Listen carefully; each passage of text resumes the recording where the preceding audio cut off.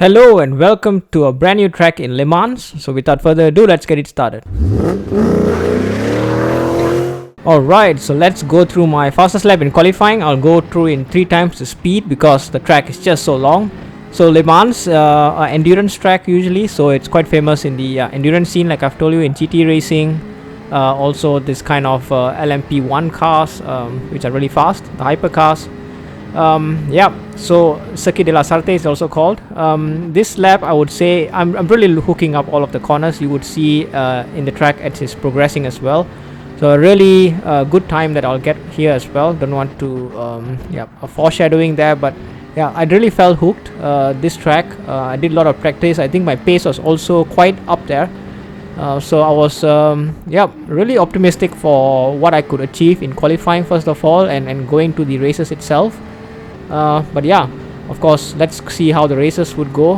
But yeah, in the qualifying itself, I really felt hooked, really felt good. Everything was nice. Even the weather or the wind basically there was helping the time.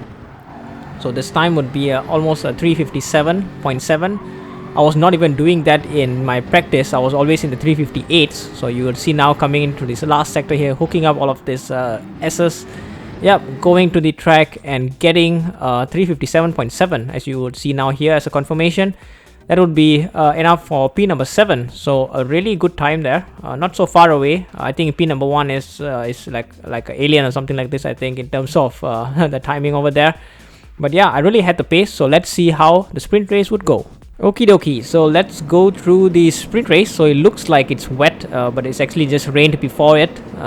This is one of the tracks where the weather is applicable, so that's why you do need to be careful there. So that's why I did some practice as well in the wet. But yeah, now it'll be a dry race. Actually, the whole races will be dry, but let's focus now on the sprint race. 5 flights away we go then. Already a good start there. I've already jumped 1 position. There was a slow getaway there from another car. So I'm keeping to the outside now, which will later turn into the inside for the left-hander. So going tentatively here, so I managed to get in front of one car as well, but yeah, he just managed to get past me again. A little bit of banging there, I would say, but I think nothing too malicious there, but that made me go a little bit out of line, and I couldn't apply the throttle too early, and that's also compromising my next entries there, and I lose another position because of that. So I gained 2 positions, then lost 1 and 2 back now already. So not ideal, but I'm back to where I am. So let's fast forward a little bit now, because this track with its straights is very long. So you can see the cars jostling there with the radar. You can see there the cars are going left and right there. So the first braking there, I kind of actually it was fine. So here going to the inside there, a little bit of bumping there as well. I think he also bumping there a little bit, but yeah, already lost another position there. And because of this, Turbo Boy also makes the opportunity to get past there.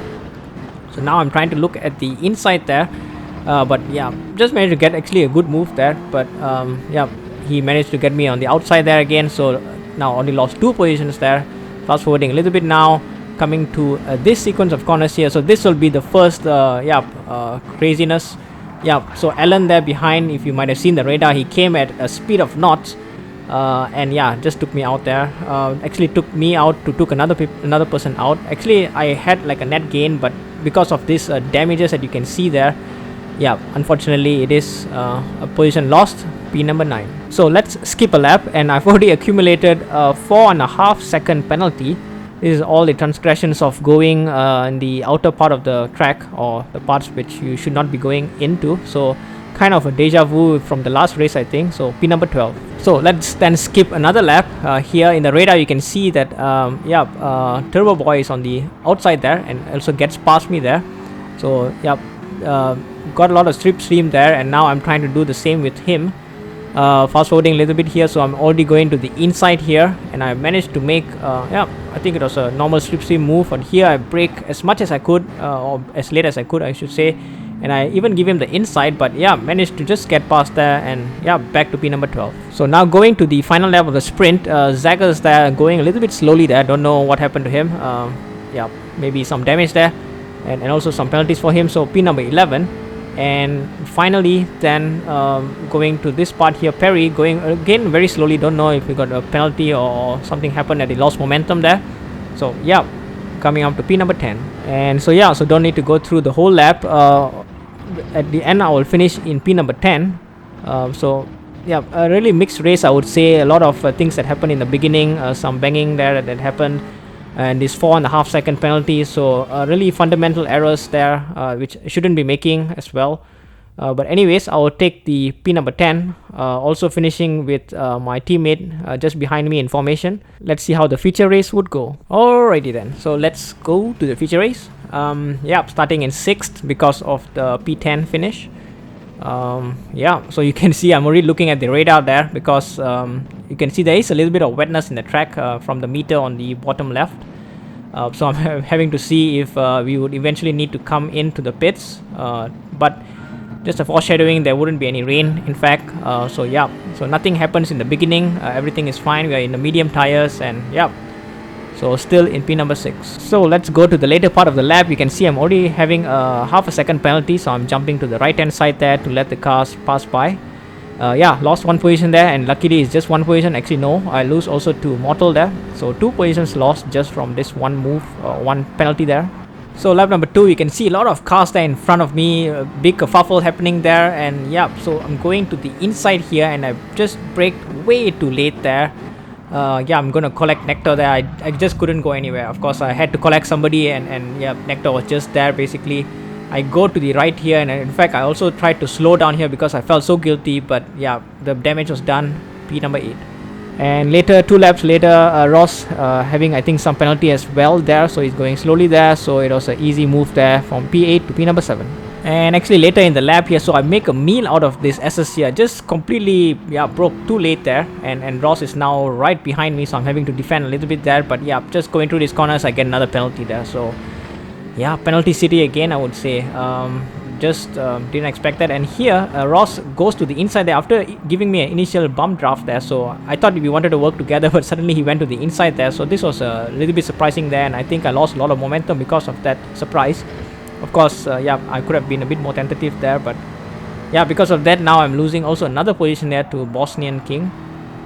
He's now on the outside just now, coming to the inside, and yeah, I just went to the, if you saw there, I went a little bit too much to the inside there, and that's another penalty, a 1 second penalty. So yeah, again penalty city, P number 9. So let's skip a little bit more. In the same lap, Bosnian is in front of me. You can see now 2 cars there after losing a momentum towards the first part of the straight there. You can see now Anton is gonna get a super bump draft there.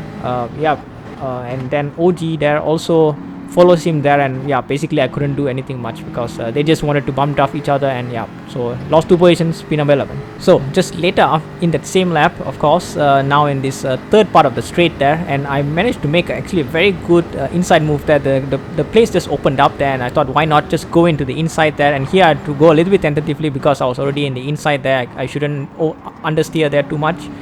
But here I think, yeah, I think OG could have made a little bit more space there. I think he's also highlighting there with his hazard lights there that he was sorry. But yeah, it is what it is. And now because of that momentum, I'm losing now a lot of positions, already gone now to P13. But of course this penalty now I'm serving is totally my fault. And because of that, another position lost, so P number 14. So unfortunate series of events there, but it is what it is. So now getting past Nectar there, so I'm having any slipstream there. And yep, so now I decide to go to a very strange line there. Maybe I should have went to the right hand side instead of inside, left hand side there. But yeah, 1 position gain, P12. So it was lap number 5, of course, which I planned to come into the pits there. So it's a bit of a tricky pit stop there, pit entry I should say. You need to brake a little bit early, otherwise you would bang the wall and maybe block other people as well. Yeah, so this was my stop for mediums to soft, the normal strategy that I usually do, filling it up all the way. This is basically a fuel hungry track more than the tire.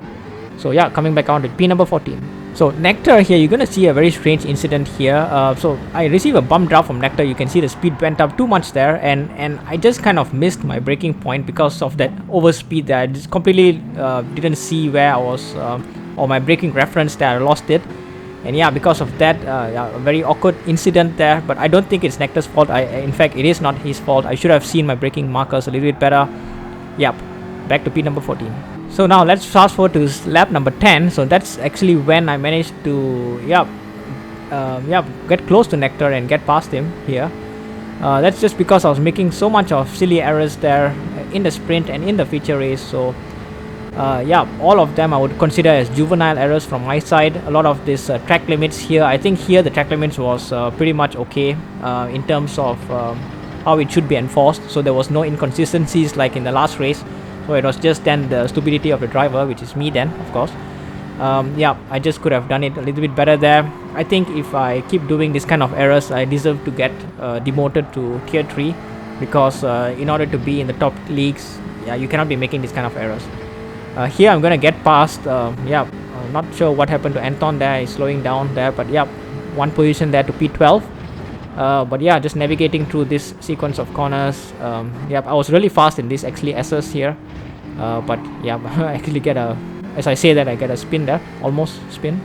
But so I finished in P number 12. So a confirmation there again. Of course I have to go to the next page. I somehow classified P11, but I'm sure I finished P12 there. But anyways, it is what it is. Now going to the final standings, of course. Lucky number 13, I guess. Again, not a good result there. Actually I am classified in P11 there, so don't know what happened there. Anyways, not ideal race there, as I've already mentioned. So 2 more races to go. I think some things that I need to change in terms of my approach and my aggressiveness, I guess. And track limits, of course, that's the most important thing. So let's see then how that would go in the other races. Thank you very much for watching, and hope to see you guys in the next video.